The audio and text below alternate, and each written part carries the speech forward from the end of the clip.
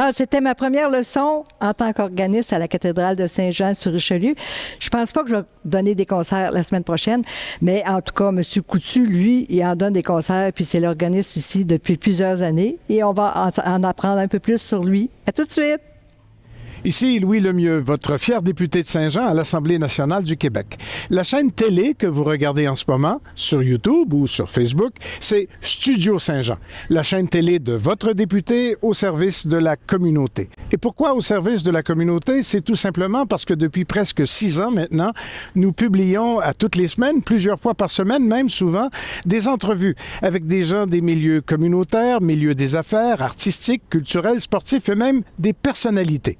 C'est tout simple et en plus, vous pouvez nous proposer des sujets ou des invités. C'est simple, vous nous écrivez à production@commercial studio-saint-jean.tv. Bon visionnement.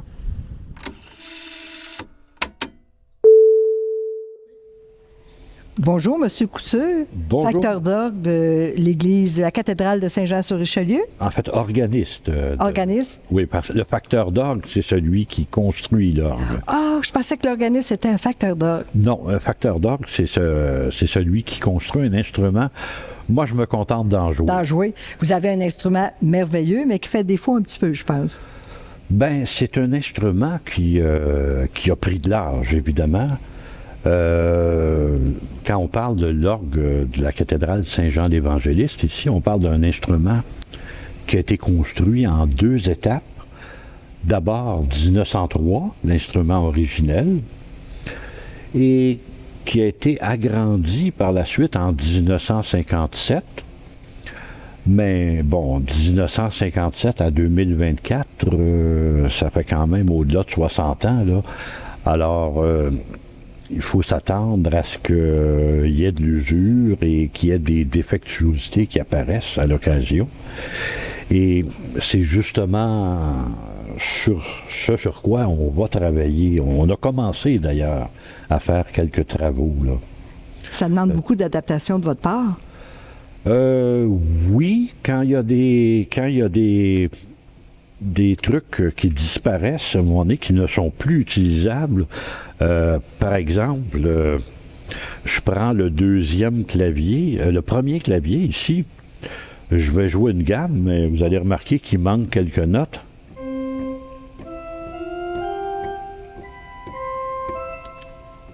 Bon, vous voyez un peu les problèmes que ça peut causer, là. Alors, oui, parfois, il y a certaines pièces qu'on peut carrément plus jouer parce qu'on n'a pas les ressources pour le faire.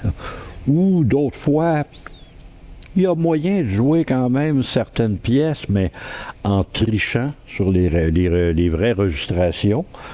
Bon, ça, pour le commun des mortels, ils ne s'en rendront probablement pas compte, là, mais moi je le sais, puis s'il y avait des organistes en bas, ils se rendraient compte peut-être de ces petites tricheries-là. Mais tout ça pour dire que, oui, c'est un instrument qui prend de l'âge.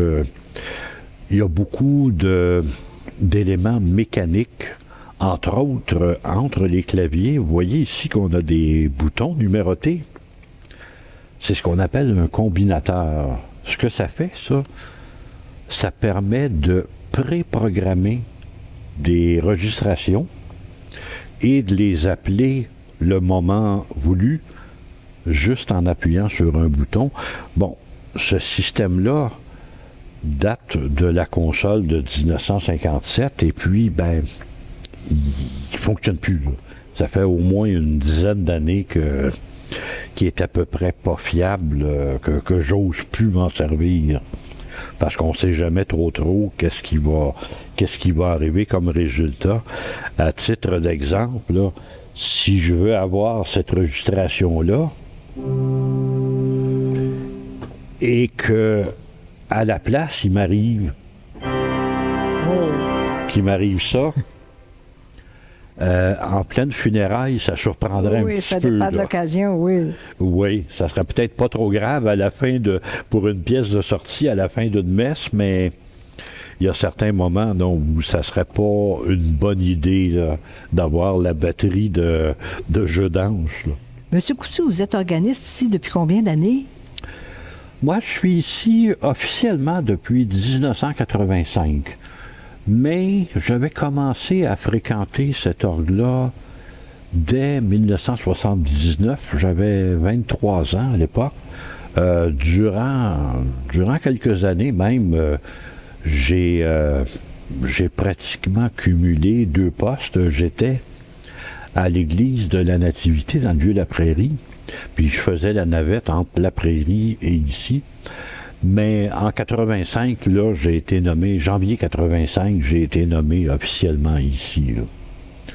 Donc, c'est ça, ça va faire, on est en 2024, écoutez, ça va faire 40 ans l'an prochain déjà. Wow. Mais je suis toujours aussi enthousiaste de mon métier, puis d'autant plus qu'avec les travaux qui se font actuellement à l'orgue, il va retrouver son lustre d'antan. Oui, oui, oui, oui. Dites-moi, avez-vous une relève? La relève dans le monde de l'orgue, c'est sûr que des organistes, on n'en trouve pas à tous les coins de rue, pour prendre l'expression courante, là. Mais il y a quand même d'excellents jeunes organistes, excellents et excellentes, parce qu'il y a beaucoup de jeunes femmes qui s'intéressent à l'orgue aussi.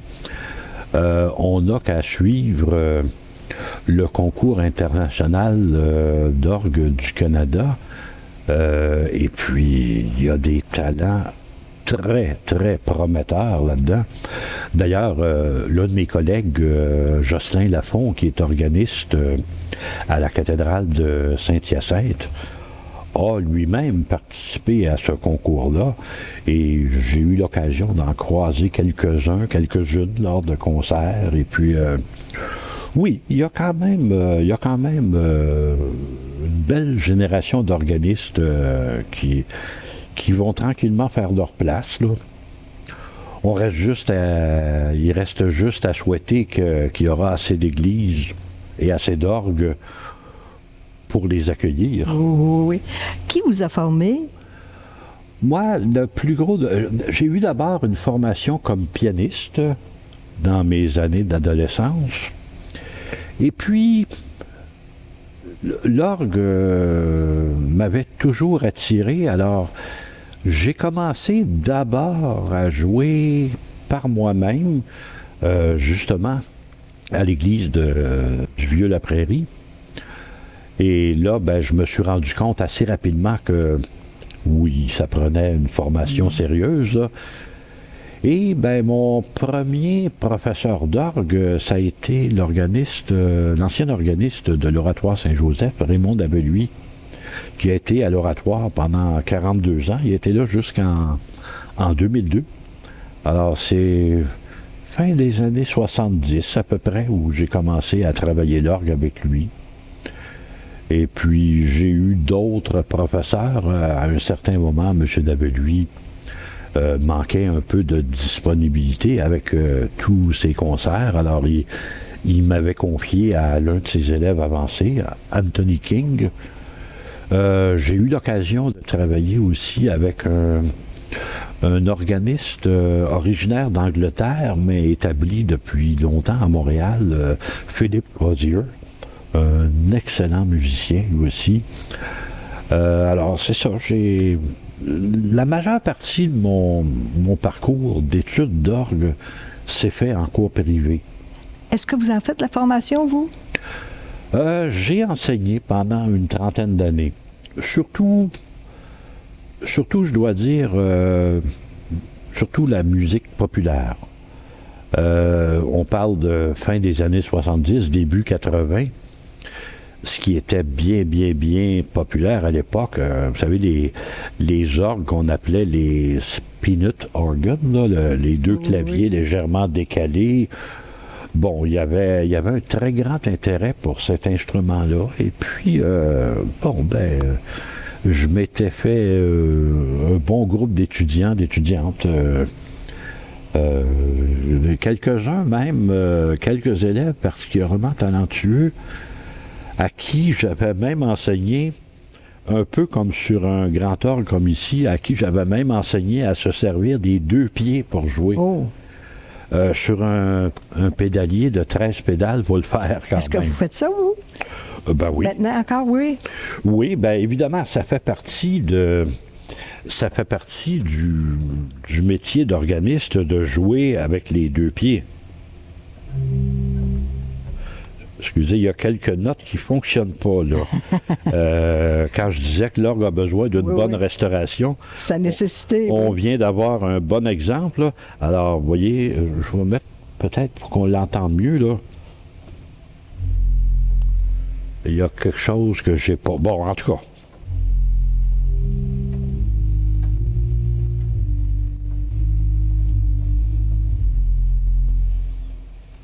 Il y a toute une ambiance qui vient avec ça, hein?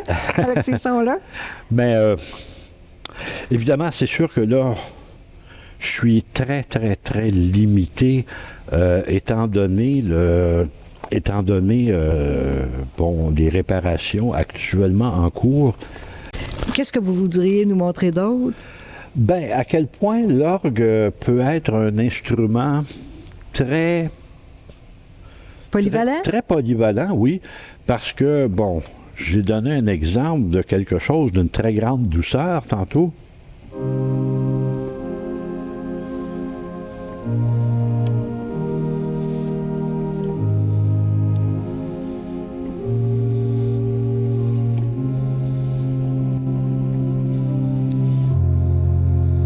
Mais je pourrais aussi faire quelque chose de pas mal plus sonore. Oui. Oh!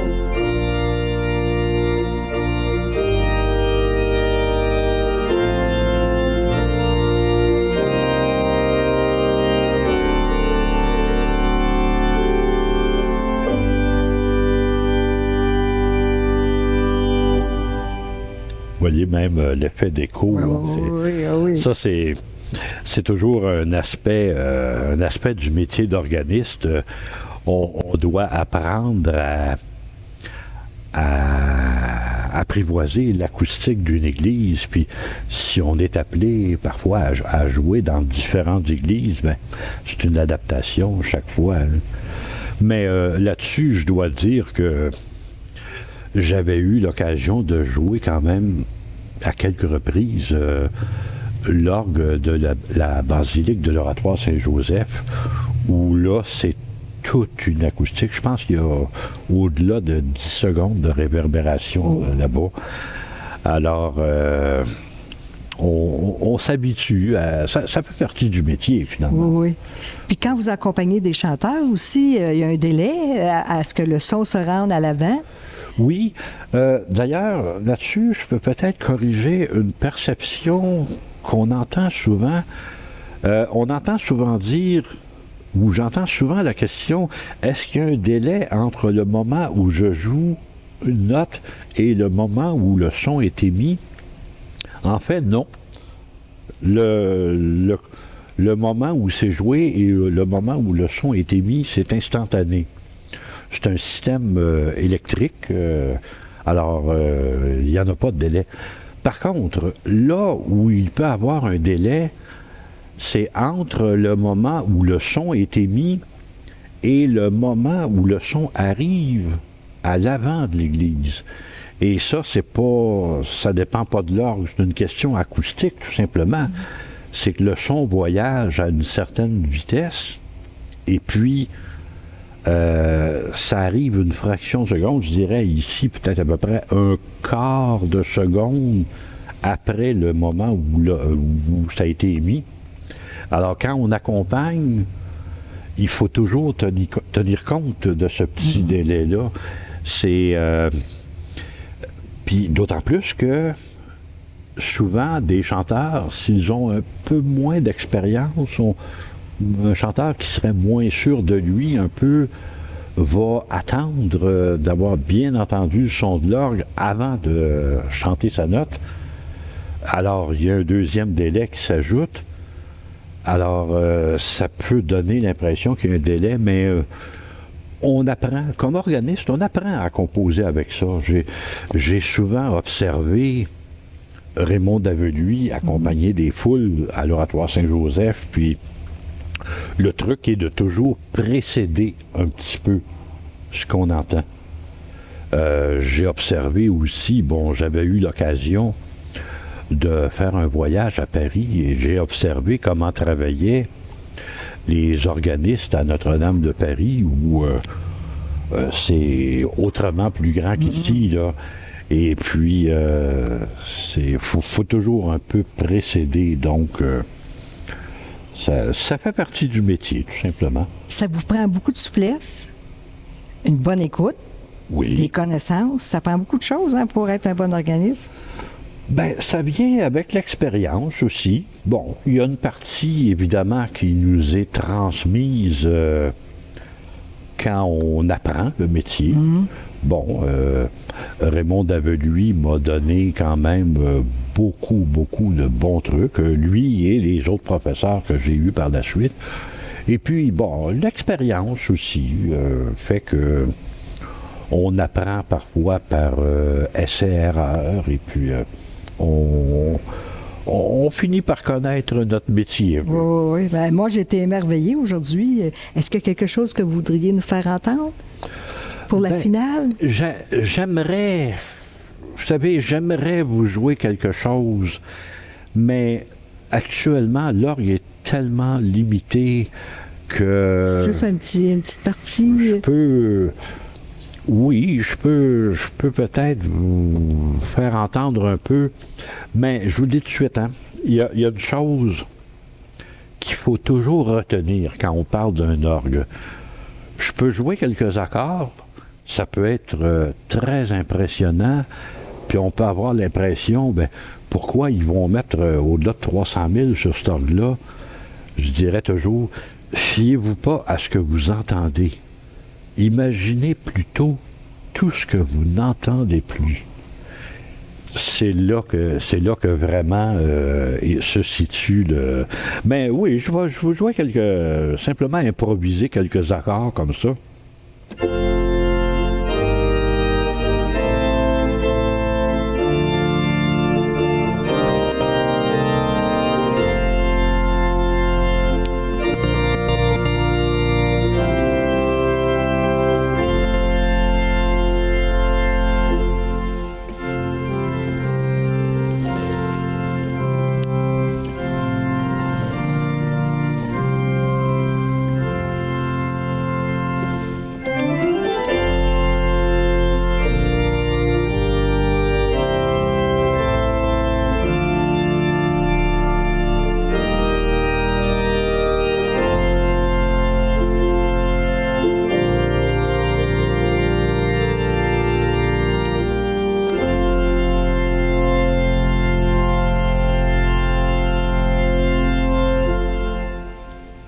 Wow! Merci beaucoup, M. Couture. C'était merveilleux de vous voir jouer comme ça, de découvrir votre instrument aussi. Ça m'a fait plaisir. Puis vous savez, une fois que les travaux vont être réalisés, on va le redécouvrir encore mieux. Puis d'ailleurs, c'est prévu qu'il y ait des concerts d'organiser. Comme n'importe quelle restauration d'orgue, il y aura sûrement un concert inaugural. Il y aura probablement aussi la cérémonie qu'on appelle la bénédiction d'un orgue. Ça, si vous avez jamais vu ça, c'est impressionnant. Parce que au tout début, ça commence, l'orgue n'intervient pas là, parce qu'il n'a pas encore été béni. C'est une célébration liturgique prévue dans des grands livres. Ah oui. Et là, à un certain moment, l'orgue est béni. On le consacre officiellement au service de la liturgie. Là, l'orgue va être encensé. Et là, il y a 7 invocations qui sont prononcées, souvent, surtout comme c'est une cathédrale ici, il y aurait de bonnes chances que ce soit l'évêque du diocèse qui préside cette célébration-là. Et là, il y a 7 invocations. Ça commence comme ça. Éveille-toi, orgue, instrument sacré, entonne la gloire de Dieu notre Père, et là, on entend l'instrument pour la première fois. Ça, là, tous ceux qui ont assisté à ça, c'est un moment inoubliable. Puis j'envisage sérieusement, bon, éventuellement, d'ici 1 an, 1 an et demi, je vais probablement prendre ma retraite de mon travail principal, là. J'envisage quand même de mettre sur pied une série de concerts pour vraiment le mettre en valeur, cet orgue-là. Parce que ça m'a parfois été mentionné à Saint-Jean, l'offre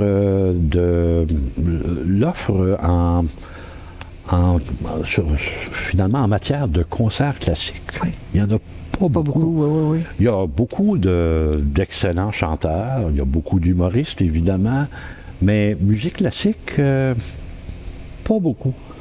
Puis la cathédrale ici est un lieu magnifique pour ça. Je me rappelle d'un concert il y a quelques années.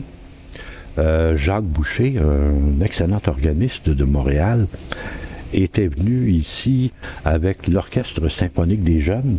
Il avait fait la fameuse 3e symphonie de Saint-Saëns avec orgue. C'était magnifique. Ah oui, ça avait été un très, très beau concert. Bien, je vous remercie beaucoup. Puis, j'ai oublié de parler de votre fascicule que vous avez écrit sur, justement, l'orgue ici. Est-ce que c'est encore disponible? En fait, c'est une publication maison, là. J'avais... selon quelqu'un, ça avait été un certain défoulement personnel, si je peux dire, parce que à un certain moment, bon, c'est avant que les travaux soient entrepris, je commençais sérieusement à craindre pour la survie de cet orgue-là. Et puis, c'est ce dont je parle. J'en fais l'historique. Et je mentionne qu'il y a beaucoup, là, un peu, c'est comme ce que je viens de dire durant l'entrevue, je mentionne qu'il y a beaucoup de... La nécessité. Oui, puis je mentionne aussi la valeur artistique Oui. Et la valeur patrimoniale de ce orgue-là aussi. Parce que sur la Rive-Sud, là, c'est le plus gros instrument qu'on a. Ah oui? Le seul autre instrument qui peut un peu s'en approcher, c'est l'orgue de la co-cathédrale Saint-Antoine à Longueuil. Bon, il y a quand même quelques très bons instruments. Entre autres, je pense à l'orgue de l'église Sainte-Famille à Boucherville, qui est un instrument de 2 claviers, 25 jeux. J'ai déjà eu l'occasion de le jouer en concert même. Un excellent instrument. Mais un Casavant, 54 jeux, 4 claviers, comme on a ici, il n'y en a pas d'autres. Alors, c'est un patrimoine à préserver. Oui, c'est une fierté. C'est une fierté qu'on ne connaît pas. Bien, merci beaucoup, M. Couture. Ça m'a fait plaisir. Bien, ça m'a fait plaisir. Ça a été une entrevue qui m'a appris beaucoup. Merci. Ça me fait plaisir. Merci, M. Coutu. Ça a été toute une expérience pour moi, toute une découverte. J'espère que ça l'a été pour vous aussi. Surtout, continuez à nous suivre sur Studio Saint-Jean et diffusez, rediffusez. À la prochaine!